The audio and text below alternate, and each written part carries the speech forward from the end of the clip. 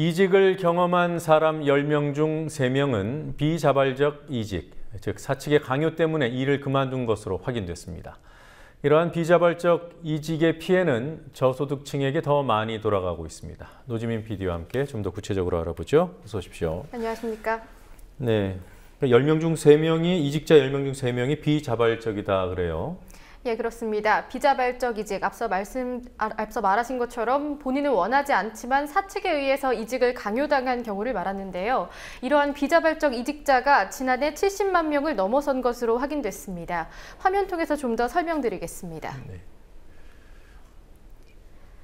통계청과 금감원 그리고 한국은행이 조사한 결과 이직 사유 중 가장 큰 비중은 가족과 개인 사정이었고요. 그 다음으로 두 번째가 정리해고 그리고 임시 일 종료로 인한 비자발적 이직이었습니다. 네, 총 263만 명 중에서 72만 명, 상당히 큰 규모입니다. 또 다음 화면을 보시면요. 네, 비자발적 이직의 사유는 크게 두 가지로 나뉘었습니다. 우선 임시적 일 종료로 인해서 33만 4천 명, 47%에 해당하는 노동자가 이직을 하게 됐고, 또 경영 악화에 따른 정리해고는 과반이었습니다. 총 38만 4천 명이 이에 해당됐습니다. 네, 이렇게 수십만 명이 정리해고를 당하고 있는데도 여전히 정리해고 요건을 강화해야 된다는 그런 주장이 있죠. 예. 자, 이러한 수치는 전년도에 비해서 늘어난 겁니까? 어떻습니까? 네, 늘어났습니다. 비자발적 이직의 비율은 2012년에는 23%였는데 지난해는 27.4%로 4%가량 늘었습니다. 또 저소득층일수록 이직을 강요당한 경우가 더 많은 것으로 확인됐는데요. 네. 또 잠시 화면 보시겠습니다. 네.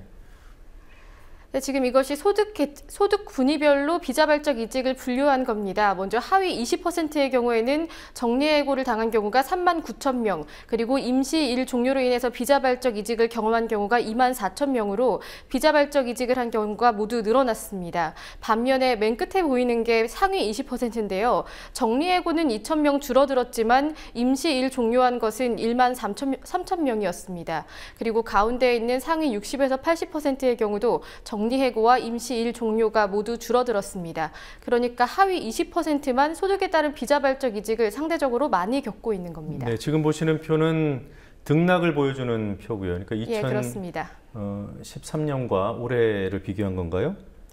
아니면 2012년과 2013년을 비교한 네, 결과입니다. 지난해와 그 전년도를 비교한 것이군요. 예. 중앙에 있는 점선을 0으로 보시면 되고요. 예. 위로 올라간 막대 그래프는 증가, 그리고 반대쪽은 하락을 나타내는 건데, 하위 20%에서 정리해고 또 임시적인 일 종료 모두 큰 폭으로 증가했다는 것을 알 수 있습니다. 예.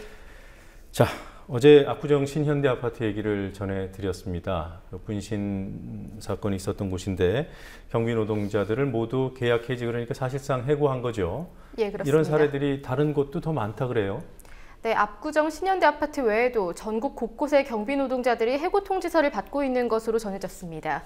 민주노총과 한국노총 등 17개 노동시민단체들은 오늘 경비 노동자 대량 해고 대책을 마련하기 위해서 시민사회단체 연석회의를 결성했고요. 또 새정치민주연합과 정의당 역시 당 차원에서 경비 노동자의 해고 방지책을 마련하겠다고 밝혔습니다. 네. 압구정 신현대 아파트 같은 경우에는 최근에 그런 문제들이 있어서 그걸 가지고 문제 삼은 듯 하고요. 다른 곳들은 특별한 사유가 있습니까? 네, 한마디로 말하자면 법이 개정되면서 돈을 더 주게 돼서 인원을 감축하겠다는 겁니다. 지금껏 경비원과 같은 감시 단속 근로자들은 업무가 단순하다는 이유로 최저임금의 90%만 보장받아 왔습니다. 물론 주차나 청소 같은 업무를 하지 않는다는 현실적으로는 좀 괴리감이 있는 법적인 전제에서였습니다. 하지만 최저임금법이 개정되면서 내년부터는 경비 노동자들 역시 최저임금을 보장받게 됐는데요. 일부 업주들은 돈을 아낄 목적으로 계약 기간을 올해 말까지로 제한하고 재계약을 하지 않는 사실상 해고 통보를 내리고 있습니다. 네, 이런 문제는 법이 개정될 때 충분히 예견할 수 있는 거죠. 정부에서는 예. 대책을 전혀 안 세웠습니까?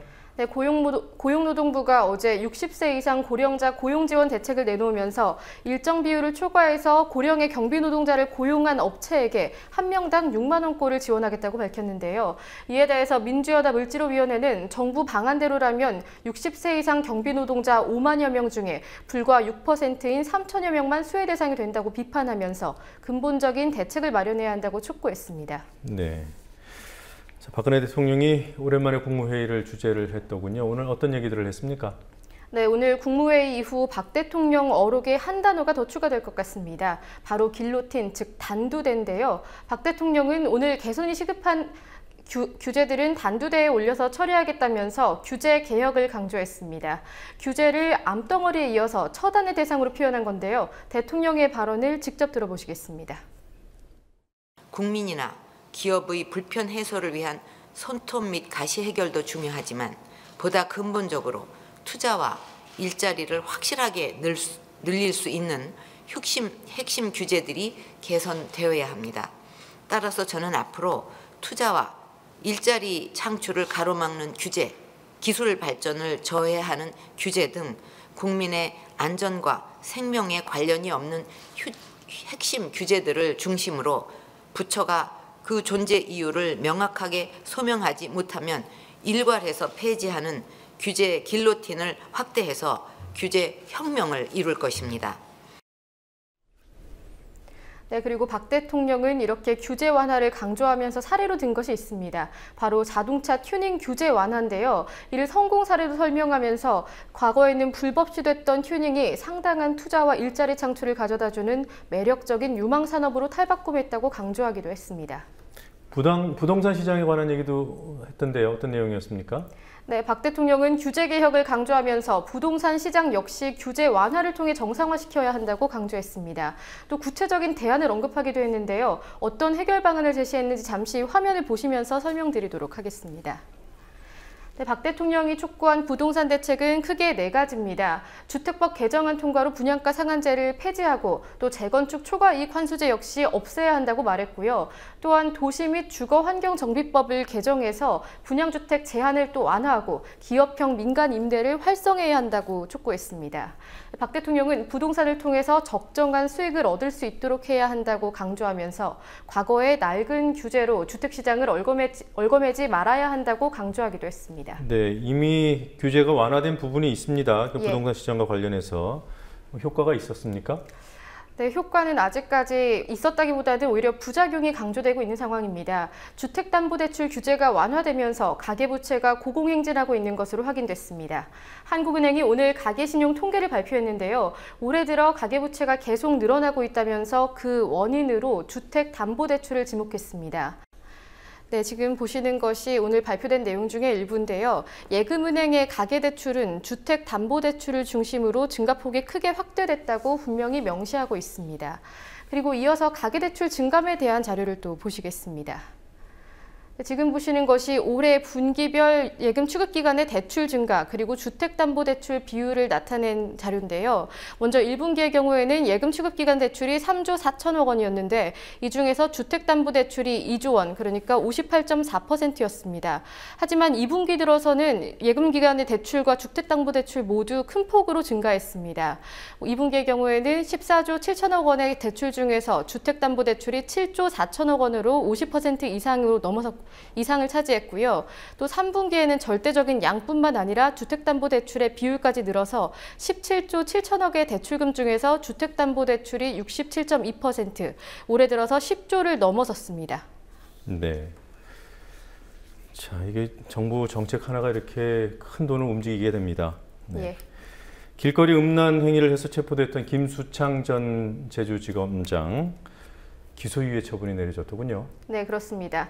김 전 지검장의 체포 이후에 검찰이 솜방망이 처벌을 하지 않겠냐는 전망이 나왔었는데요. 역시나였습니다. 검찰은 지난 10일 열린 시민위원회에서 치료조건부 기소유예 결정이 내려졌고 이를 존중한다면서 기소유예를 선고했습니다. 지난 8월 22일 경찰이 김 전 지검장을 검찰에 송치한 지 3개월여 만의 처분입니다. 네, 기소유예 처분을 내린 이유는 있겠죠? 네, 검찰은 김 전 지검장의 음란 행위가 전형적인 바바리맨과는 다르다고 판단했습니다. CCTV 분석 결과 김 전 지검장이 특정 목격자를 대상으로 음란 행위를 한 것이 아니고 또 눈에 잘 띄지 않는 시간과 장소를 선택했다고 강조한 겁니다. 따라서 검찰은 특정인을 향해서 자신의 신체를 보여줄 의도가 있는 일반적인 노출증과 다르다고 판단했습니다. 또한 성선호성 장애에서 기인한 병리적 증상이라는 점도 기소유예 처분의 근거로 제시했습니다. 네, 그러니까 우리가 일상적으로 얘기하는 바바리맨은 아니라는 얘기군요. 네, 이에 대해서 한 네티즌은 일반적인 바바리맨 행위도 검사가 하면 격이 다른 게 아니냐라는 지적을 하기도 했습니다. 네. 자, 한국가스공사의 상임감사가 임명이 됐는데 이게 또 낙하산 논란을 일으키고 있습니다. 누굽니까? 네, 오늘 가스공사 3인 감사로 선임된 김은기 씨의 얘기입니다. 김 씨는 친박연대로 대구 달서병에서 당선된 조원진 의원의 보좌관 출신입니다. 지난 2012년에는 18대 총선 때 새누리당 중앙선대위 직능총괄 본부장을 맡는 등 한나라당 시절부터 정치권에 몸담아온 인물입니다. 가스공사 노조는 전문성이 없는 인사가 정권 창출에 기여했다는 이유로 임명된다면서 반대 농성을 벌였고 또 주총 장소를 점거하기도 했는데요. 하지만 공사 측은 주총 장소를 급하게 옮기면서까지 김 씨를 상임감사로 선임했습니다. 가스공사 노조는 앞으로 출근 저지 운동을 벌이는 등 반대 투쟁을 이어가겠다고 밝혔습니다. 네, 자, 오늘 여기까지 보겠습니다. 수고했습니다.